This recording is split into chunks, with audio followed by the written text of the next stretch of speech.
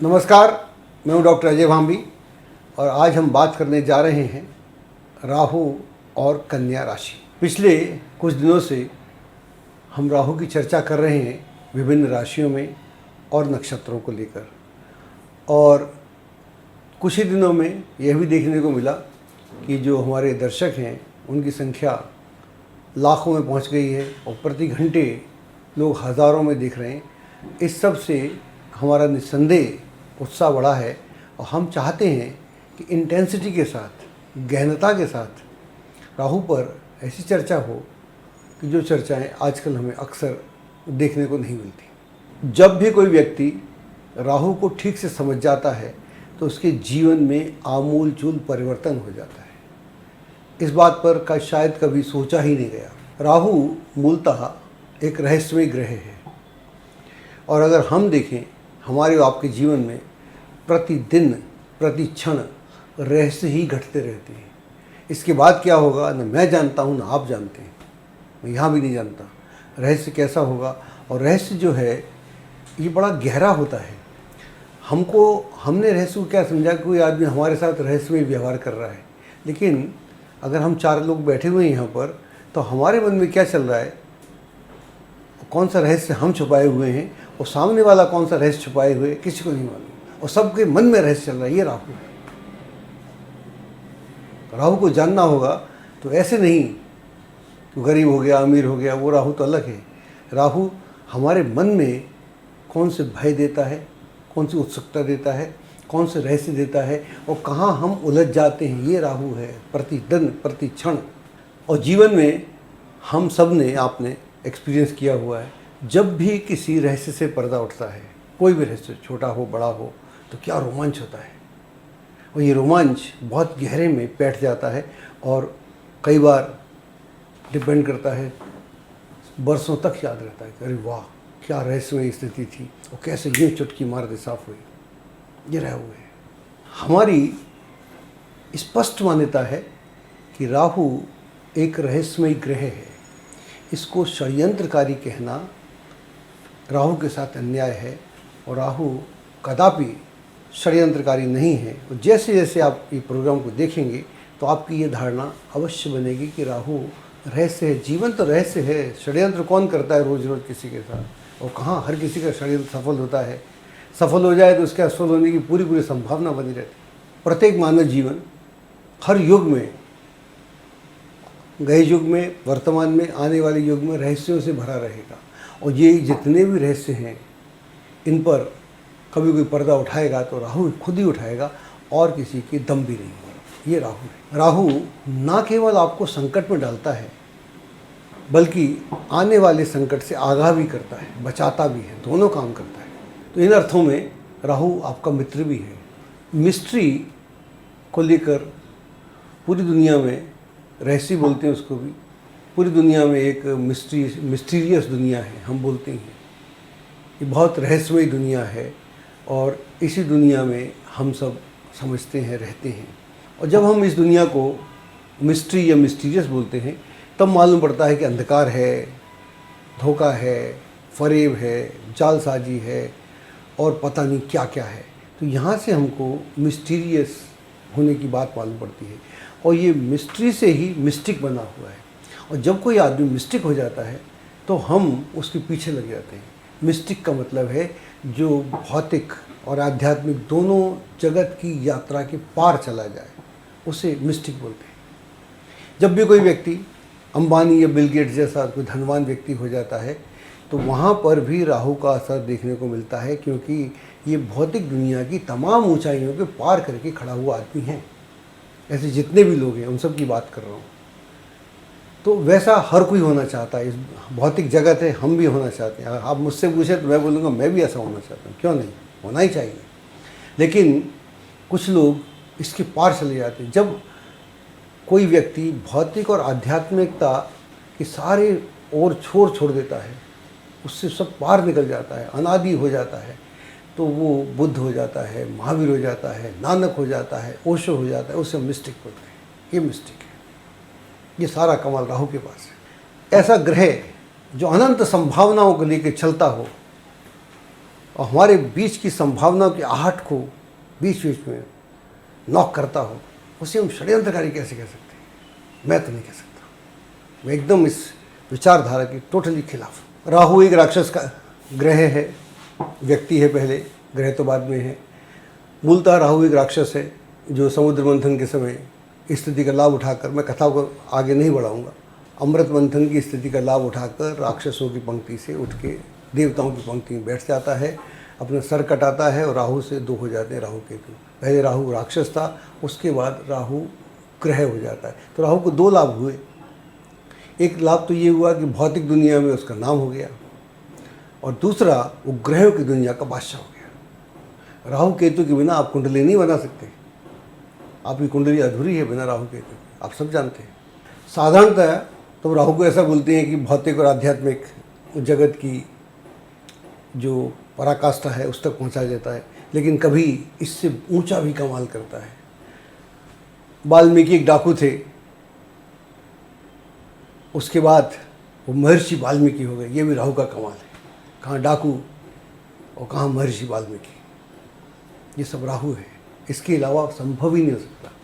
कन्या राशि में बुध जो है स्वग्रही भी होता है, उच्च का भी होता है, ऐसी मान्यता है। बुध के पास एक दुधारी तलवार है।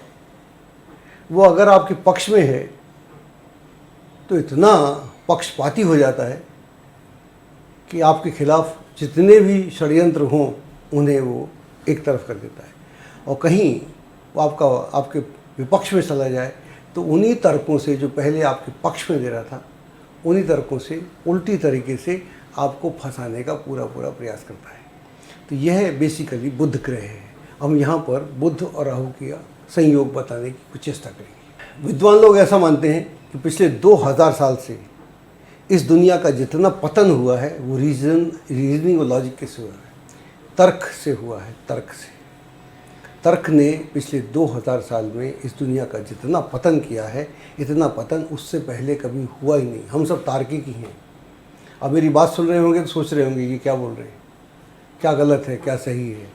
तो तर्क हमारा चलता है, तर्क वितर्क कुतर्क चलता रहता है। ये बुद्ध के पास है। और यहाँ पर राहु, और इनका सामंजस्य कैसे बनता है, और फिर नक्षत्र। हम नक्षत्रों पर आएंगे, लेकिन थोड़ा राशि को भी समझना आवश्यक है। राहु अगर रहस्य की दुनिया का बादशाह है तो बुध इस तमाम दुनिया का तर्कों का, वितर्कों का, कुतर्कों का राजकुमार है। जब ये दोनों मिल जाते हैं फिर कमाल होता है।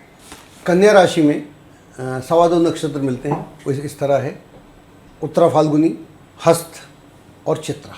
अब हम बात करते हैं उत्तरा फाल्गुनी की, और इस नक्षत्र का स्वामी सूर्य है। और यहाँ पर एक कुंडली है हमारे पास। ये कुंडली है सफल एक्टर अनिल कपूर की, और इनकी कुंडली में अगर आप देखेंगे तो राहु 6ठे स्थान में बैठा हुआ है, मेष लग्न है, और ये उत्तरा फाल्गुनी नक्षत्र में है। अगर आपको इनकी थोड़ी बैकग्राउंड मालूम हो तो आपको मालूम होगा, ये फिल्मी बैकग्राउंड से तो थे, मैं बचपन की बात कर रहा हूँ, लेकिन उसके बाद में शायद पिता इनके असफल हो गए, डिस्ट्रीब्यूटर थे, पक्का नहीं मालूम, लेकिन फिल्मी लाइन से थे। तो वहाँ पर काफ़ी उलझनें आई, दिक्कतें आई। लेकिन यहाँ पर ये जो राहु जो है उत्तरा फाल्गुनी के नक्षत्र में है, यानी सूर्य के नक्षत्र में, बुध की राशि है। अब जब राहु सूर्य के नक्षत्र में होगा, बुध की राशि होगी, तो फिर वो व्यक्ति को एक ऐसी चैतन्यता प्रदान करेगा, एक ऐसी समझ प्रदान करेगा कि अगर तुम अपने प्रयत्नों को क्रमशः सतत लगे रहोगे तो एक दिन वो मुकाम पाओगे कि दुनिया आप जैसा होने चाहेगी। अगर आप बॉनी कपूर या अनिल कपूर इनका इतिहास देखें तो आपको पाएंगे कि अनिल कपूर ने शुरू में बहुत मेहनत की, अपने को सफल किया, फिर अपने भाई को सफल किया। अब तो पूरी दुनिया ही अलग तरीके से उनको देखती है। तो यहाँ पर जो राहु है उत्तरा फाल्गुनी नक्षत्र में सूर्य के साथ बैठ के दुश्मनी नहीं कर रहा है।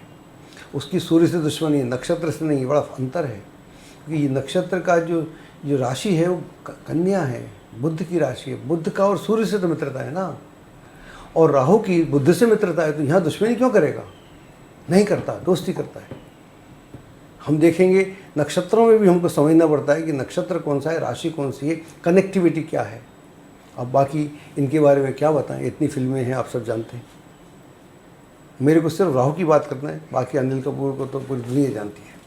हमारे पास एक और कुंडली है, ये है शरद पवार की, और ये आज भी एनसीपी के अध्यक्ष हैं, इनकी पार्टी है, और केंद्र में कई बार केंद्रीय मंत्री रह चुके हैं, डिफेंस मिनिस्टर रह चुके हैं, एग्रीकल्चर मिनिस्टर रह चुके हैं, इसके अलावा कई बार मुख्यमंत्री रह चुके हैं। अभी कुछ दिन पहले इनकी सरकार थी शिवसेना के साथ मिलके, कांग्रेस के साथ मिलके, जो गिर गई है, लेकिन इनका वर्चस्व आज भी बना हुआ है। उम्र भी ज़्यादा है, मैं इनको थोड़ा जानता हूँ। तो इनका जो कैंसर हुआ तो उसके बाद ये तुरंत इलेक्शन में चले गए। तो मैंने बोला कैसे, कि आप कैसे चले गए थे, कैसे हिम्मत की, तो काम तो करना होता है। और किसी आदमी के मुंह में कैंसर हो, मुंह इतना ख़राब हो गया हो, आज भी आप देखें, लेकिन अगर आप खुद नहीं झेपते तो दुनिया आपसे कुछ नहीं कहती। हम खुद ही झेपते हैं, हम खुद ही अपने बालों को ठीक करते रहते हैं, लिपस्टिक लगाते रहते हैं लड़कियां, या कुछ करते रहते हैं। अगर आप में हौसला है तो यहाँ हौसला है, ये हौसला राहु देता है। यहाँ पर राहु जो है हस्त के नक्षत्र में, यानी चंद्रमा के नक्षत्र में। यूँ कहने को जो कथाएं हैं राहु की, और कथाएं आप जानते हैं कि चंद्रमा और सूर्य ने उसकी चुगली की थी, इसलिए राहु से उसकी दुश्मनी है, वो अलग है, वो कथा अलग है। लेकिन जब हम व्यवहार में देखते हैं तो क्या है, यहाँ पर राहु जो है 11th हाउस में है, वृश्चिक लगन है इनका। राहु बैठा हुआ है हस्त नक्षत्र में, और राशि है बुध की। तो बुध की राशि में बुध का जो कनेक्शन है राहु के साथ बहुत उत्तम है। तो यहाँ पर चंद्रमा जो है बुध और राहु के साथ मिलकर एक अलग सी बुद्धि देगा। जो लोग शरद पवार को जानते हैं वो जानते हैं उनके पास कैसी बुद्धि है। अगर अपना वर्चस्व कांग्रेस में रखा, कांग्रेस से निकलने के बाद रखा, मोदी सरकार के होते हुए रखा, आज भी रखा, तो आप समझ सकते हैं कि क्या वो जो पैनापन होता है, जो हर स्थिति में अपने से निकलने का होता है। बोलते कम हैं लेकिन जो बोलते हैं बड़ा महत्वपूर्ण बोलते हैं, और आज भी इनके वजूद को टाला नहीं जा सकता, इनको इग्नोर नहीं किया जा सकता। ये बात होती है कि यहाँ पर राशि बुध की राशि है, बुध की राहु के साथ मित्रता है, और दोनों की जो मित्रता है वो मून को नुकसान नहीं पहुंचाती, बल्कि मून के साथ वो पैनापन देती है, वो अंडरस्टैंडिंग देती है कि आप सिचुएशन की नज़ाकत को समझ अपना रास्ता निकालें, चाहे बीमारी का क्षेत्र हो या पॉलिटिक्स का क्षेत्र। तो ये यहाँ पर नक्षत्रों के साथ राहु का मेल है। अगर हम नक्षत्रों को समझें तो ना केवल ज़िंदगी समझ सकते हैं, बल्कि जो हमारे पास कुंडली दिखाने आए उसकी जीवन में परिवर्तन ला सकते हैं बिना उपाय किए। ये उपाय है, उपाय तो टेक्निक होती है। एक और कुंडली है हमारे पास, ये है कपिल देव की, और कपिल देव को कौन नहीं जानता। अब तो फिल्में बनने लगी। 1983 में भारत पहली बार लॉर्ड्स के मैदान में इंग्लैंड में भारत पहला वनडे क्रिकेट चैंपियन हुआ था। ये बहुत बड़ी बात थी। उससे पहले 2 बार तो वेस्ट इंडीज़ थी। वेस्ट इंडीज़ उस समय सुपर पावर होती थी क्रिकेट की दुनिया में, सबको हरा के, जबकि ये तो बिल्कुल अंडरडॉग थे। 1983 का वर्ल्ड कप जीतने के बाद ना केवल भारत में क्रिकेट का इतिहास बदला, बल्कि प्रत्येक भारतीय की थिंकिंग बदली। ये जीत थी। ये कपिल देव की कुंडली है, ये भी वृश्चिक लगन की है। यहाँ पर अगर आप देखेंगे तो राहु एकादश भाव में है, लेकिन चित्रा नक्षत्र में है, मंगल के नक्षत्र में, राशि कन्या है। मामला अलग हो गया। जब वो कन्या के नक्षत्र में था उसका व्यवहार अलग था, शुक्र के नक्षत्र में वो अलग कर रहा, सूर्य के नक्षत्र में अलग कर रहा था, लेकिन अब ये इसके नक्षत्र में ये क्या कर रहा है। यहाँ आप देखिए जिनकी कुंडली है, मैं पूरी कुंडली का अध्ययन नहीं कर रहा हूँ, मैं सिर्फ राहु की बात कर रहा हूँ। राहु एकादश भाव में है और मंगल के नक्षत्र में। मंगल के साथ राहु की दोस्ती है, ये नहीं मालूम तो बता दूँ, बहुत पक्की दोस्ती है। और बुध के साथ मंगल न्यूट्रल है, लेकिन बुध की राहु से दोस्ती है। तो यहाँ पर ये जब तीनों का कॉम्बिनेशन मिलता है तो कपिल देव उन दोनों काफ़ी नॉविस होते थे, कैप्टन तो थे, लेकिन शायद उतना कॉन्फिडेंस नहीं था। इंडियन टीम बहुत बुरी तरह हार गई थी। जिम्बाब्वे के खिलाफ जो मैच जीते थे, 175 रन नाबाद बनाए थे, नॉट आउट, वो अपने आप में एक रिकॉर्ड था बहुत लंबे समय तक। जबकि भारत की टीम 20-25 रन पे 5 विकेट आउट हो गए थे। उसमें 175 रन बनाना, उसके बाद जीतते चले जाना, बाकी आप जानते हैं। तो मैं बात कर रहा था राहुल का व्यवहार, राहुल जीवन में क्या है। तो राहुल को रहस्यमय बोलें, मुझे बड़ी प्रसन्नता होगी। षड्यंत्र से ना जोड़ें। षड्यंत्र के तो कई मायने हैं। षड्यंत्र तो ऐसा भी कह सकते हैं कि राहुल के साथ हो रहा था। राहुल जब जान रहा था अमृत मंथन के समय कि भाई मैं तो ज्ञानी हो गया हूँ, तो मुझे इस पंक्ति में क्यों बैठाला है, मुझे दूसरी पंक्ति में बैठा दो। अब आप जो नहीं बैठाते तो मैं खुद बैठ जाता हूँ। तो षड्यंत्र क्या हुआ, तो रहस्य का पर्दाफाश हुआ ना। तो रहस्य राहु बड़ा अलग किस्म का ग्रह है।